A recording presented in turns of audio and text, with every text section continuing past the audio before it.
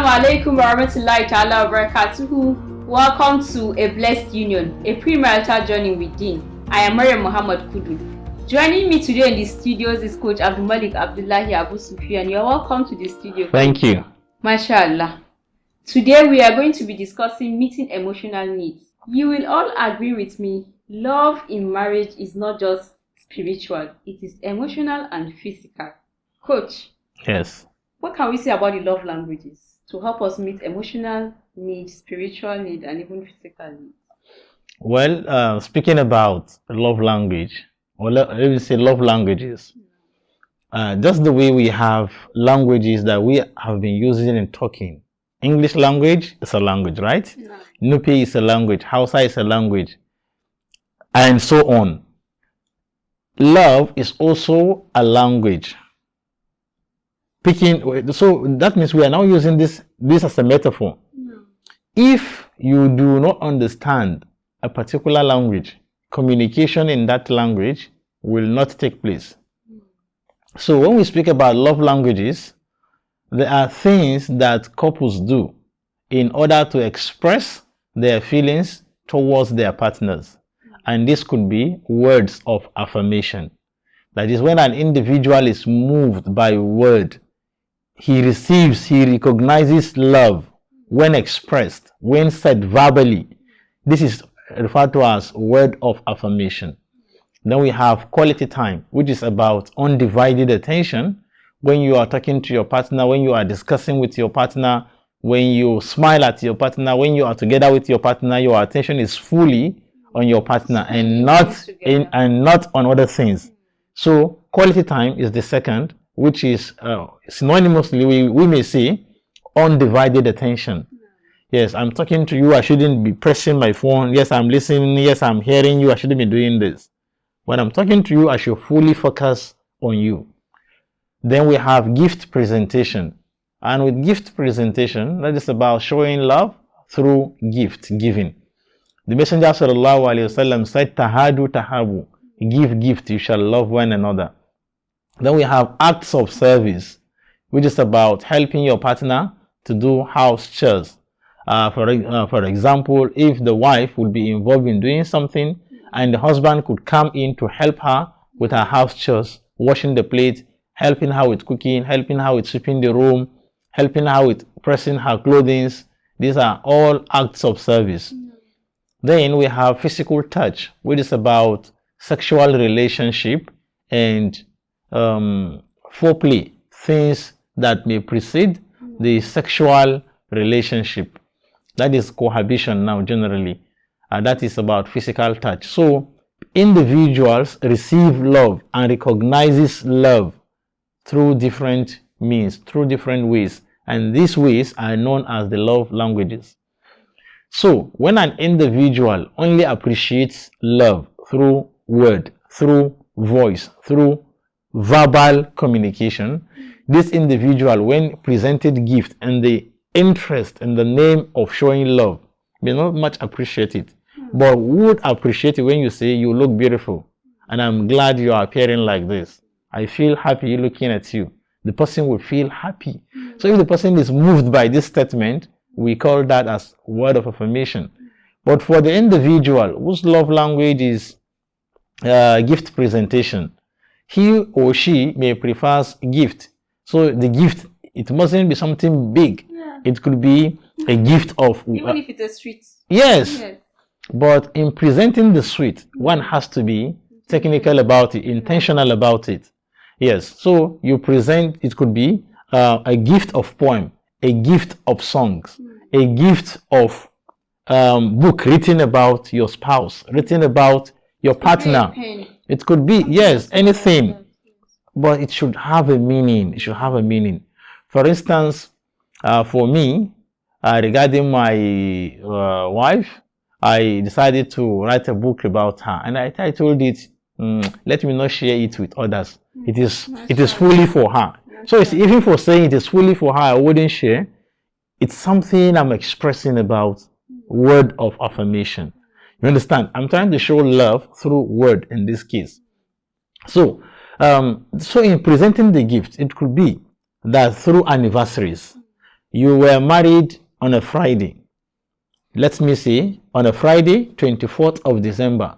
So every 24th of December is your wedding anniversary. And then you presented something. You say, in remembrance of this day that we got married. You see, that's a special gift. Yeah. Or another time, you remember the date you first met and you honor that particular day. You were happy about it. So you consider that day as another anniversary that you need to celebrate. There was a time I traveled with my wife, the first journey we had after marriage. And she said, the first journey with her love. So, yes, that means she takes it to be significant. So, in remembrance of those activities happening within marriage, you give gifts. One shouldn't just give gifts whenever she is sick or whenever your husband is sick. You give her or you give him something. So that when next the person is ill, he expects something. No, be creative about it. Yeah. The author of, just the way I mentioned in my book, Glad Tidings to Ladies, when I was talking about creativity in love, I said, don't always give love in one way. Don't always say, I love you. But sometimes you say, I am in love with you. So, to talk about... speaking on love. Yes. In relation to the love languages we were discussing. Yes. It is one thing for you to have a love language. It is another thing for your spouse to be able to speak that love language. So there is that need for that awareness. For some people, like I think all of us have it, like those love languages, but some people are not yet aware of what it is, or maybe how they can even allow their spouse to also speak it in relation that it has some impact to them. We once had a training session where we were discussing the love languages, and for one lady, she had it that it was gifts, like she receives love through gifts. So she was trying to make a decision actually for marriage. She had two people she was seeing at the same time. She was okay with them, but the one she was really okay with, she was saying if he comes to our place to come and like have some time conversation and all of that, he doesn't come with anything. He always come empty-handed. But he'll come have some time with her, conversate, and he'll leave. While the other one, who she's not so interested in, when he is coming, he always come with one or two things, like no matter how cheap it is, he always come with that. So she is trying to like tilt towards that, not because she's really interested in him, but just because of that act. That's how she received love.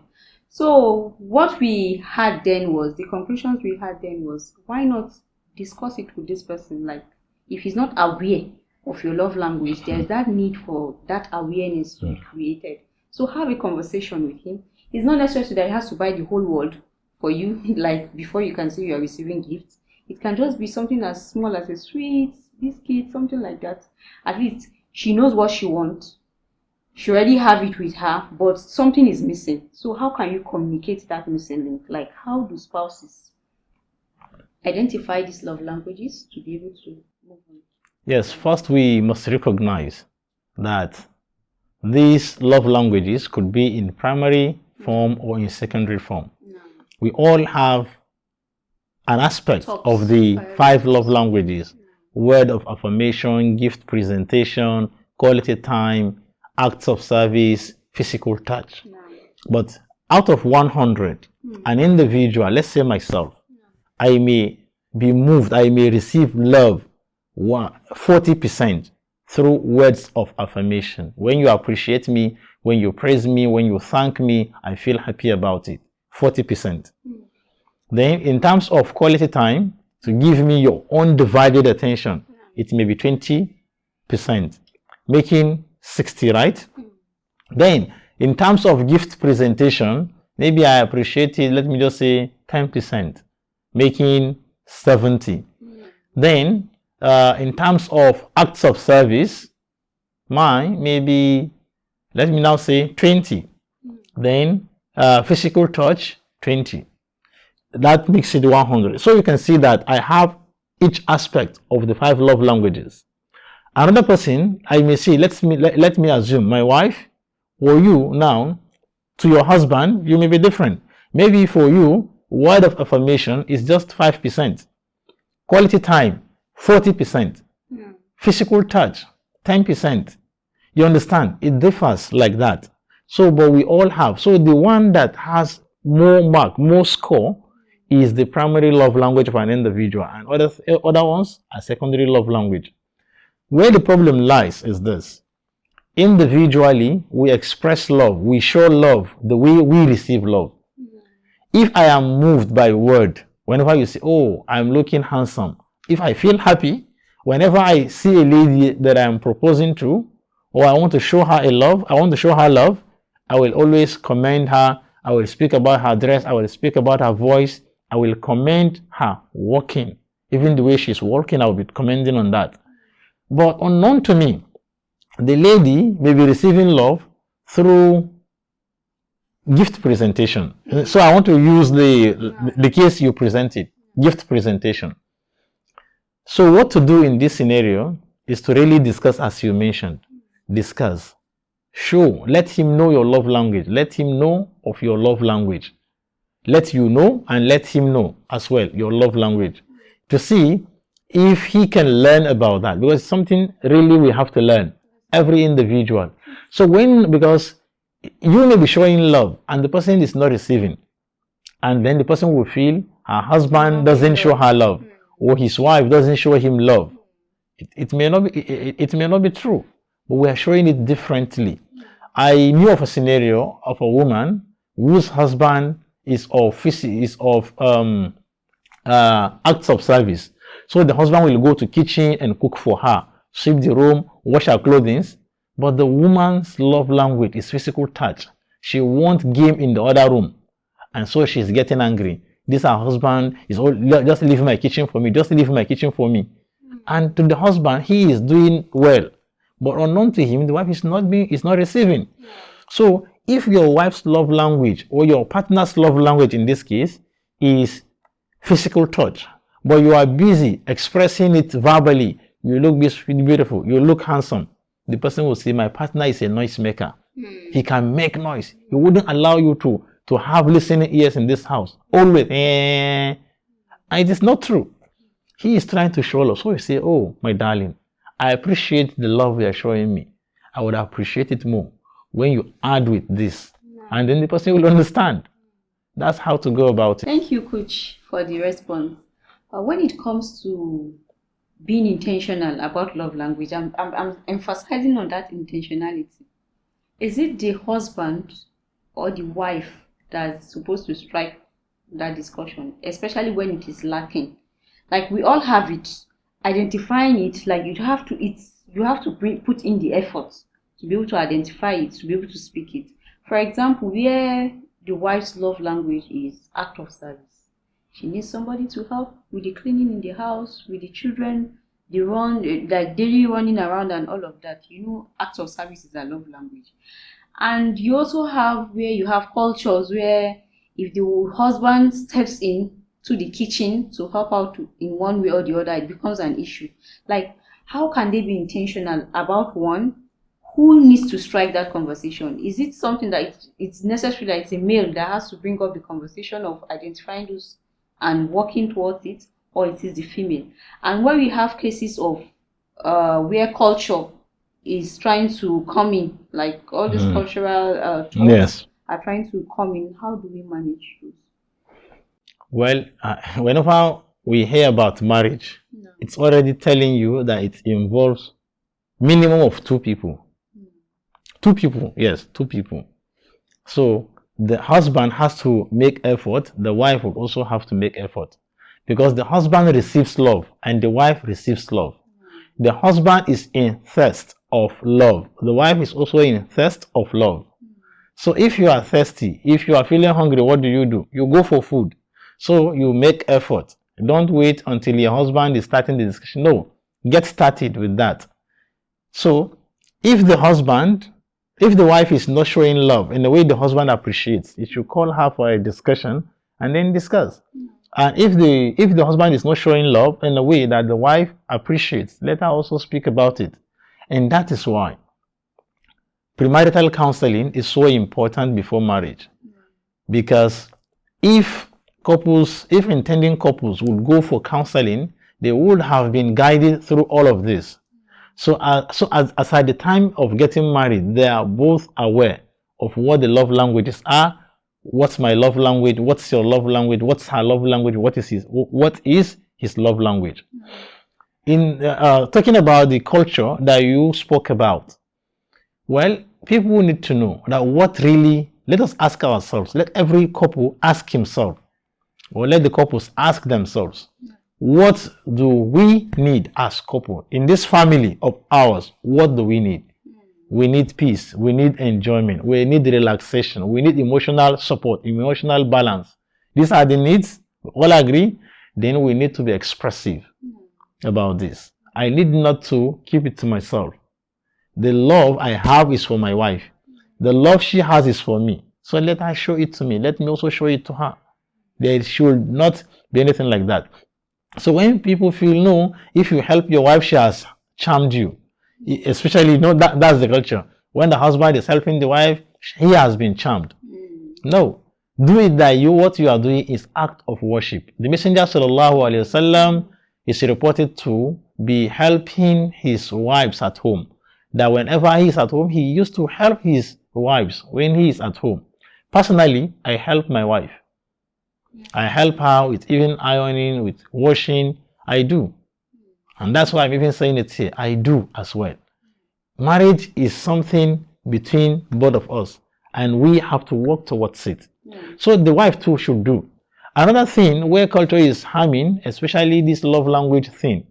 Culturally, people find it difficult to express their feelings towards their partners. Maybe to say my sweetie, my darling, my babe, my honey. They find it difficult to use these terminologies, to use these loving words, because they feel, how can you be saying this? No, it only appears on the phone. When the phone rings, you will see my sweetheart, or you will see my angel, but you will never hear the person saying my angel. Talking about difficulty, yes. Malik, how can misunderstanding happen when spouse speak different love languages? There will be lack of appreciation. Because you are showing love, the other person is not appreciating. And then the person showing the love would feel bad about it. That how can I be doing all of this and my wife is not appreciating? How can I be doing all of this and my husband is not appreciating? Like the case of the woman I mentioned. The husband is helping her with house chores, but she is getting angry. So the husband too will end up becoming angry. I'm doing things for you. I'm washing your clothes, helping you with cooking, and you are still getting angry at me? That's where you find spouse like that challenge of they are fighting while one is thinking I've been giving into this relationship and the other person is not appreciating it. But it's because we are not doing it right. And the way the person would appreciate. Exactly. So in this case, no, leave that you have been. What really do you want? Ask. Say me, all I want, if you come back to this house, just give me a hug. Kiss me, hug me, and tell me you love me. That's what I want. Okay, begin to do. That man should be doing that. And then the wife will also handle her house chores. If he is doing and then he is adding with the house chores, she will appreciate. But you are leaving the primary love language and then you are focusing on secondary items. And the physical touch most of the time doesn't really, it's not necessary that it has to lead to sexual relationship at the goal. For some people, it's just a little bit of pat in the back or maybe a touch in the chin and stuff like that. It's not necessary that so that maybe when your wife is that kind of person, you just feel it has to lead to. Yes, another thing is that the reason culture is really affecting some individuals. But let me answer it this way. There are traditions attributed to the Messenger sallallahu alaihi wasallam that are not authentic. Some are saying if a man or when couples meet with each other, they have sexual intercourse, sexual relation, they have cohabitation, that it has to be in the dark. This is one. That because looking at each other's privacy leads to blindness. This hadith is not authentic. The Messenger sallallahu alaihi wasallam is reported to have been going to the bathroom with his wives. Aisha radiallahu anha, he had bathed with her. He used to bathe with Aisha radiallahu anha. And while bathing, they will even be playing. Aisha will be saying, Da'ali, Da'ali, Da'ali. allow me to fetch, allow me to fetch. Don't finish daughter, don't finish daughter. And they will be joking while bathing. The Messenger sallallahu alaihi wasallam and his wife Aisha. So, saying it has to be in the dark, they will not see each other's privacy. This is bad. No, this is not authentic, and should be dropped aside, should be kept aside. Then still talking about the physical touch, it mustn't lead to cohabitation. Anything that will form part of the foreplay is automatically part of the physical touch. Be it a kiss, the wife is to go out, just call her, give her a kiss, this is already a physical touch. She is going, you have a handshake with her, it's already a physical touch. What people did not know, when an individual is in love with someone, he is feeling that attachment, right? Just the name makes the individual to feel happy when the name is mentioned. Just by having that skin, touching another skin, it comes with happiness. But what we do, men handshake other men outside. Wife, the ladies now, handshake other ladies outside. But when it comes to husband and wife, then they find it difficult to touch each other, find it difficult to handshake. And the interesting thing regarding that thought, it even relieves stress when that kind of physical touch happens between a wife and a husband. It relieves also stress, mental stress, especially when your love language is attached to physical touch. Let me just add this simple thing. Whenever I'm in a session with people, what I do tell them is just listen. I say whatever that is, anything that you will see people doing for a male child that makes him happy is exactly what you need to do for let me say, for a husband. And what is done to a girl is what is to be done to a wife. And there will be happiness, apart from the issue of their sexual relation that we are discussing. For instance, when you dress up a child, what happens? He doesn't stay in the room. He goes out. He begins to show those who are nearby. See my clothes, see my clothes, see my shoes. Why? He is asking for commendation. So you now commend. Do exactly the same. Commend. Don't be blind to that. No, commend. Oh, you look beautiful. You look handsome. Just how we treat the children. Treat it that way. The child will love you. No, don't dirty my clothes. Right? Wants to maintain that neatness. Maintain your neatness, and you will see that physical attachment will also be increasing. Then smiles. When you do not smile, you do not show that tenderness, that cheerfulness. What happens? The child will move away. So what do? When you are cheerful, he comes close. Same thing we should do. So when we speak about this, especially the issue of physical touch, assuming the wife's love language is physical touch, be it that she is in her kitchen, she is cutting or slicing onions, the husband should just go, be behind her, hug her, or just maybe hold his hand to help her, place his hand on top of her hand, and then he tries to what? To slice the onions. By doing all of this, that is physical touch. That session in this regard, inshallah. Looking at time, thank you very much. Maybe I should charge you for that very session. Mashallah. Looking at the time frame we have currently, loving your spouse intentionally, it helps to strengthen the heart, protect our faith, as well as deepens love. Any last words, Coach Abdulmalik? Wow, we all have love languages. The husband, give it to your wife, show it to your wife. The wives, show it and give it to your husband. The Messenger sallallahu alaihi wasallam said, "Shibudu ahadikum sadaqa." In part of the organ of your body, there is a charity, something you will do, and he is talking about lawful sexual relation, lawful cohabitation. No denial. Don't be stingy about that. Relate peacefully with one another. Show the love and leave any cultural thing that will stop you from showing love to your partner. Thank you for listening, and thank you for being with us. Thank you once again for joining us. Love is an action word, so keep doing, keep expressing, and inshallah it shall be fine. We shall meet one another's emotional needs. Thank you for joining us in this episode. I remain Maria Muhammad. See you next time.